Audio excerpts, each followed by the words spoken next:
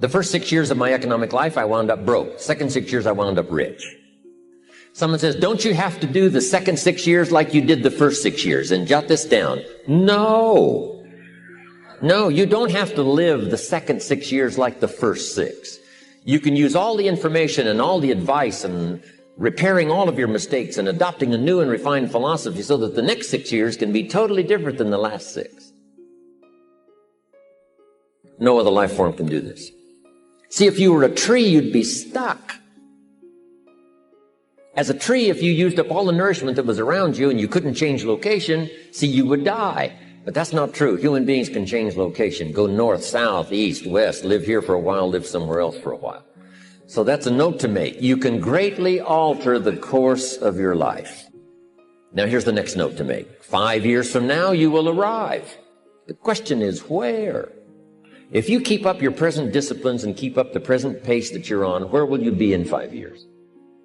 Boy, it's easy to say, hey, I haven't really thought about that. So now make this note. In 5 years, here's the probability. You will either arrive at a well-designed destination or an undesigned destination.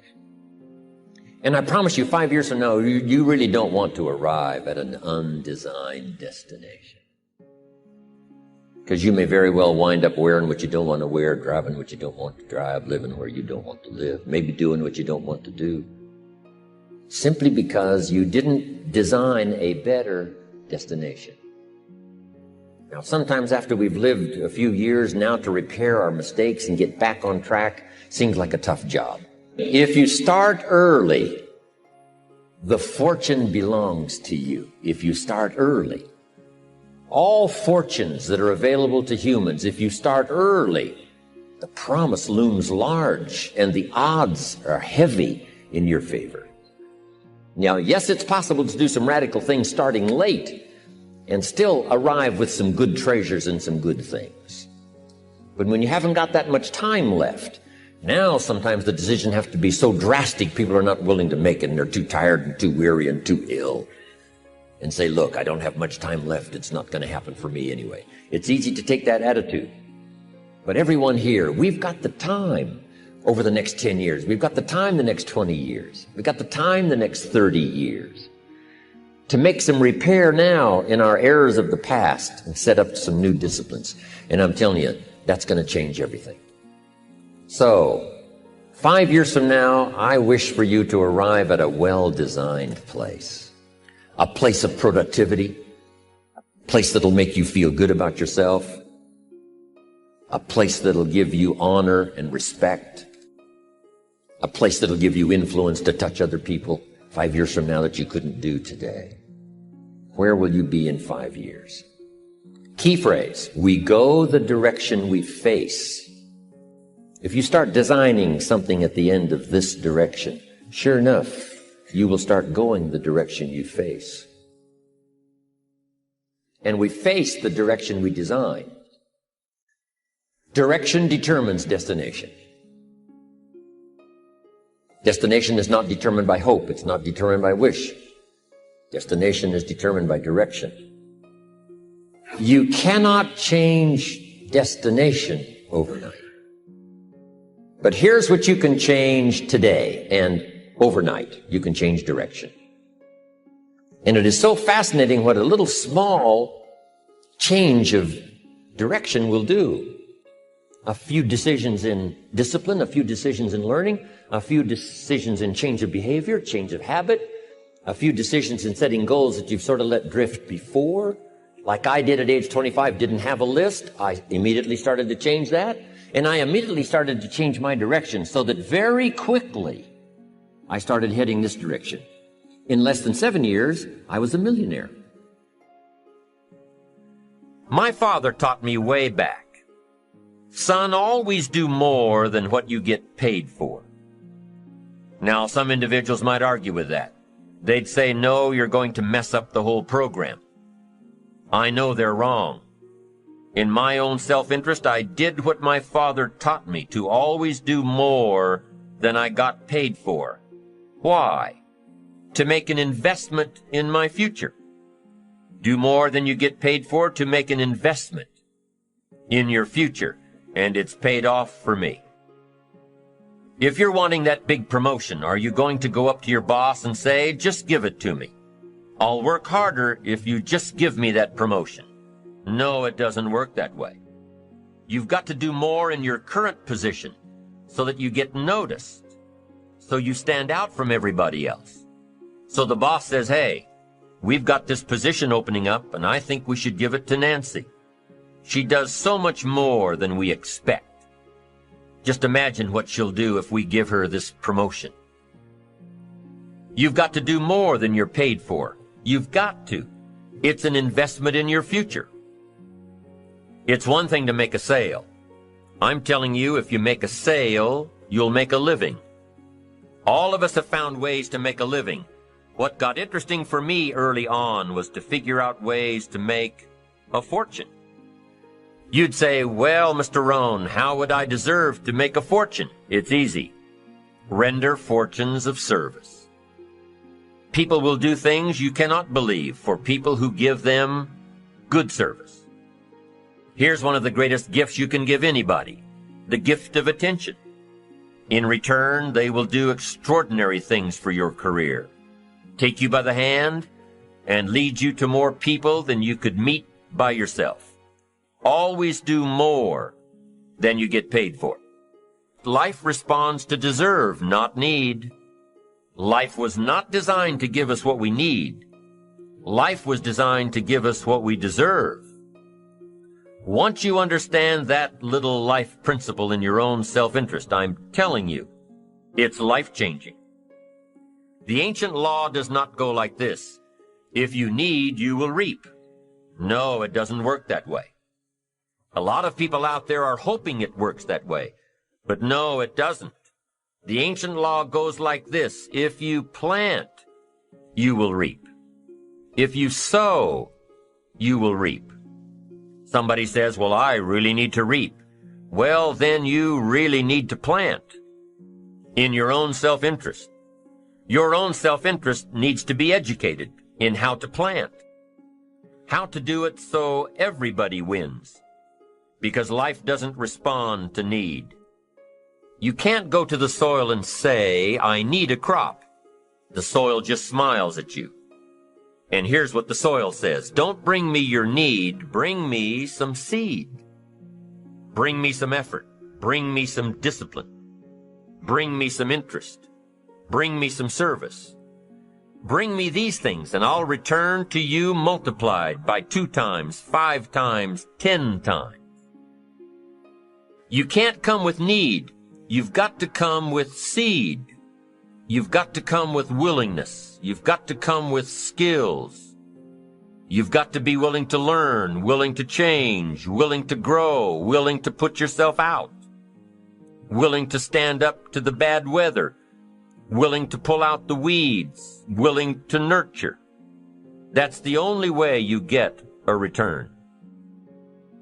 Once you understand these principles, self-interest now truly becomes an exciting challenge, making sure everybody wins.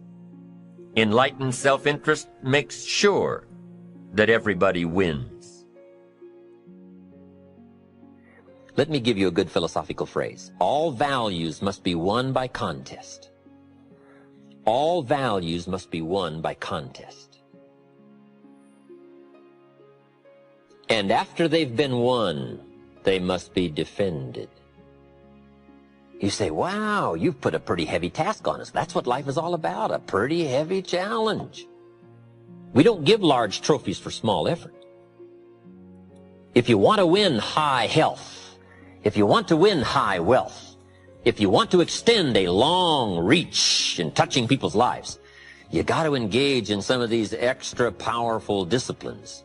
And one is to secure the territory by vigor, and the other is to defend it with equal challenge. Attack. Procrastination. Here's another good one, blame. I engaged in this the big share of my life until I met Mr. Show.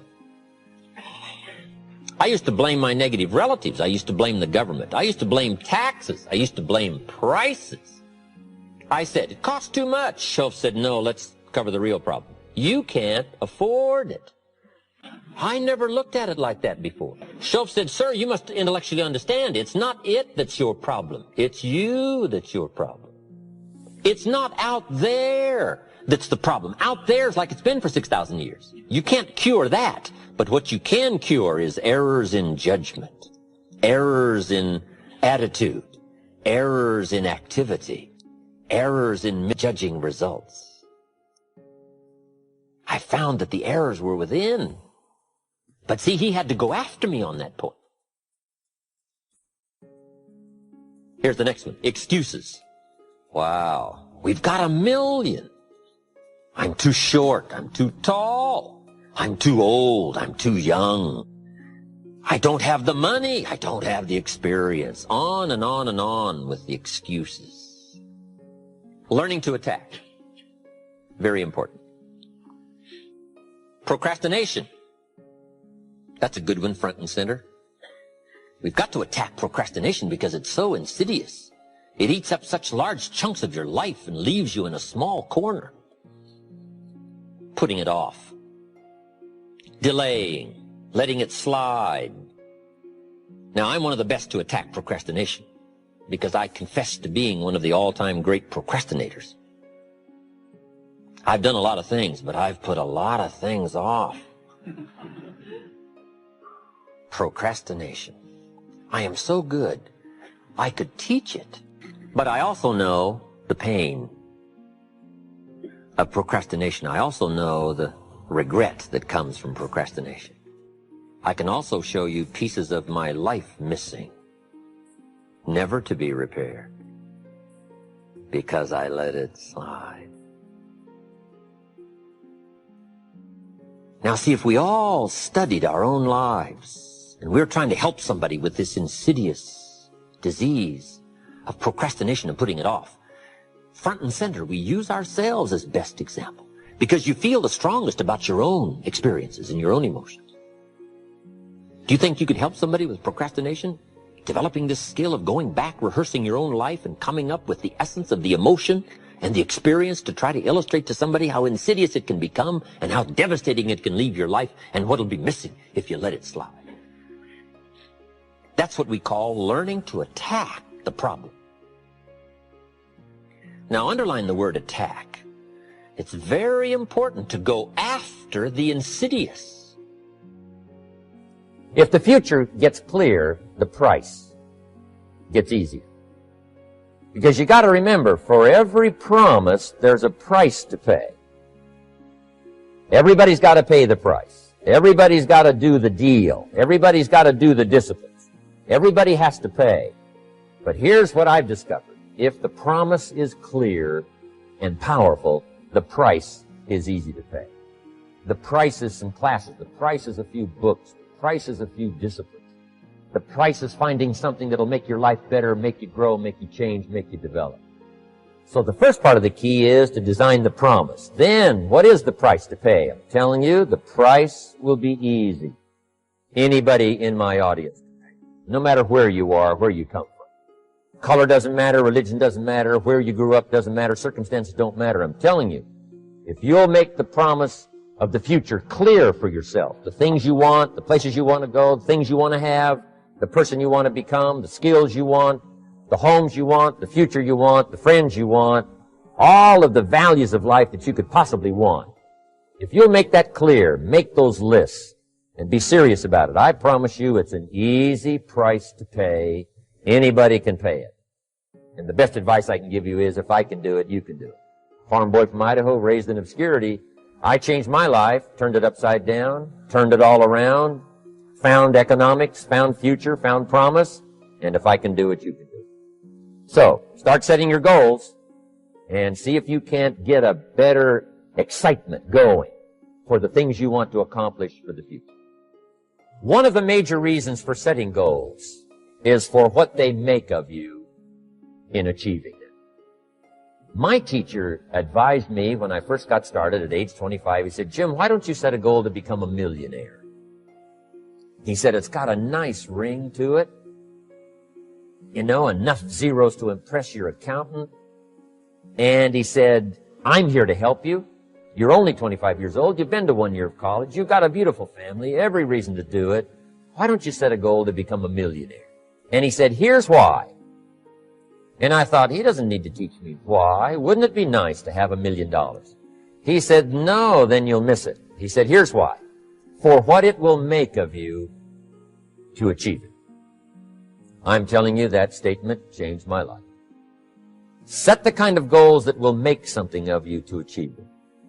He said, now, once you become a millionaire, what's important is not the money. I thought, that's kind of strange teaching. He said, honest, it isn't important. He said, you could just give the money away. Now, I did better than that. I lost it all. By the time I was 31, I was a millionaire. By the time I was 33, I was broke. But when I lost all my money, guess what? I found out Mr. Schoaf was right. What was valuable was not the money. What was valuable was what I became to earn the money. The skills I had, the knowledge I had about the marketplace, the values that I had going for me. They were more valuable than the money. And here's an important statement to remember. It's not what you get that makes you valuable. It's what you become. So part of the key here is to set the kind of goals that will make something of you. Don't set them too low so that you don't have to grow and you don't have to read and you don't have to try and you don't have to stretch. Don't set them too low. And then don't sell out. Don't go for something that's going to cost you your virtue or cost you your values or sell out your principles. There's a good middle road here to follow. Goals that will inspire, goals that will help you grow, change, develop, and become better than you are. Okay. Now let's talk about financial independence. How to become rich by 40, 35 if you're extra bright, much sooner if you find an opportunity like I did. Let me show you how I did it. Financial independence. I like the phrase financial independence. Some people are a little bit concerned about using the word becoming rich or becoming wealthy, and I can understand that. I struggled a little bit with this. Is it okay to go for becoming rich, go for becoming wealthy? And maybe that's a bit too strong a word or strong a term. So here's what I've come up with that I think is comfortable for me, and that is how to become financially independent. I think it's every person's heritage here, especially in America, to become financially independent. Now, let me give you my definition of financial independence. Financial independence is the ability to live from the income of your own personal resources. Financial independence. Now it depends on how you want to live. If you need $2,000, $3,000 a month, if you need $4,000 or $5,000 a month, if you need $10,000 a month, some people may need, $100,000 a month. But whatever you would need to live, and you could earn that living from the income of your own personal resources, that's what I call financial freedom, financial independence. And let me show you how to acquire it. If you start at age 15, between ages 15 and 35 is 20 years. And in my personal opinion, based on my own studies and my own experience, 20 years, in my opinion, is enough time to become financially independent. If you're not, you don't live in the wrong country. Probably what's happened is you have the wrong plan. And it's easy to be a nice person with the wrong plan. I found that when I was 25 years old. I was broke at age 25, and I was a nice guy. You would have liked me. But I'm telling you, my plans up until then, especially my financial plan, left me broke. I totally changed it the next 6 years, and I became financially independent. So I know what I'm talking about. It is possible in a reasonable amount of time, 15 to 35, whatever, 20 years time, enough time. You can do it in a much shorter period of time, like I did if you want to. But this is a reasonable enough time. But here's number one. First of all, you got to have the right philosophy. Philosophy is our ability to gather knowledge and sort through it and decide what's valuable. To develop a philosophy about life, a philosophy about our health, a philosophy about our family relationships, a philosophy about economics. And if you develop the right philosophy, that's what helps to set this sail so that in 6 years it takes you where you want to go instead of winding up like I did that first 6 years of my economics, broke, no money, empty bank account. The right philosophy. Now let me give you a couple of philosophies to consider. Here's the first one. It's called the philosophy of the poor. And here it is. Poor people usually spend their money and invest what's left. That's the philosophy of the poor. Now here's the philosophy of the rich. Rich people invest their money and spend what's left. And here's the startling answer. It really doesn't matter what the amount is. What's most important is not the amount. What's really important is the philosophy. So I would ask you to adopt this philosophy of spending after you have invested. Invest first, then spend. And I've got a little formula that I'm going to share with you. Now, what should a child do with $1? I mean, there's a lot of debate going on, I'm sure, across the country on what a child should do with $1. Here's one opinion. It's only a child and it's only $1. What difference does it make? Well, in my opinion, it makes all the difference in the world. A person's economic future starts with a child with $1. Somebody says, oh, no, you're only young once. Let him spend it all. Well, when would you hope that would stop? Somebody says, well, wait till he's 50 and broke like me and then he'll learn. Well, no, we don't want to wait that long. If I would have known earlier than age 25, I would have changed. In high school, if they would have had classes called Wealth 1, Wealth 2, I'd have taken both classes. I would not have waited until age 25. So, the earlier the better. So, what should a child do with $1? Here's the simple premise to begin with. Don't spend it all. And if a child wants to spend the whole $1, you got to say, hey, don't spend it all. Don't spend it all. They'll say, why not? It's my $1. I earned it. You say, I know you earned it, but don't spend it all. They'll still say, why not? Say, let me show you why not. So you put them in your car, take them to the other side of town, and show them where people live that spend the whole $1. Just drive them around. Kids learn best by visual. Just drive around and say, would you like to live here? Kid says, no. Would you like to live like these people live? Kid says, no. Then you can't spend the whole $1. So, kids will get the message. So, take them to the other side of town, show them around, unless you already live there, and then just show them around. Anyway, don't spend the whole $1. Now, let me give you my best view of what to do with $1. And I promise you, if you started at age 15, now if you're over 15, right, you've still got plenty of time. You still got 20 years. If you're 30, you still got 20 years. I mean, you still got plenty of time to start what I'm about to share with you. What to do with $1. Here's my first bit of advice. Never spend more than 70 cents. Never spend more than 70 cents. Now, you got to pick some number, and the number you pick is going to be determined by your philosophy. It's going to be determined by what you've been taught or your experience teaching yourself. When I first met my teacher, Mr. Schoaf, I was at about 110% of each dollar. I'm down at Budget Finance, hawking my furniture and my car one more time. And then I learned a whole better formula for financial independence. Number one, don't spend more than 70 cents.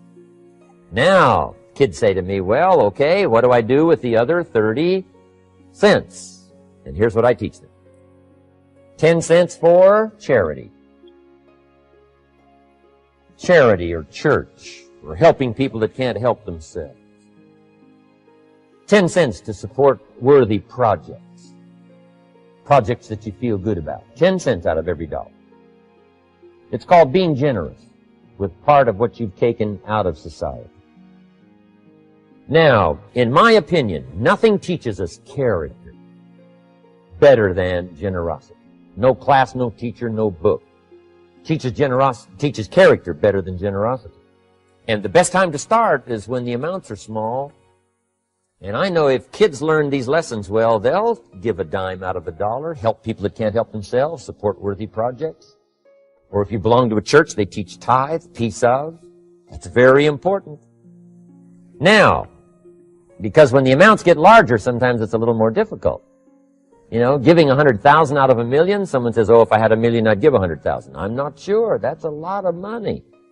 So the time to start is when the amounts are small. 10 cents out of $1. Okay, next 10 cents I call active capital.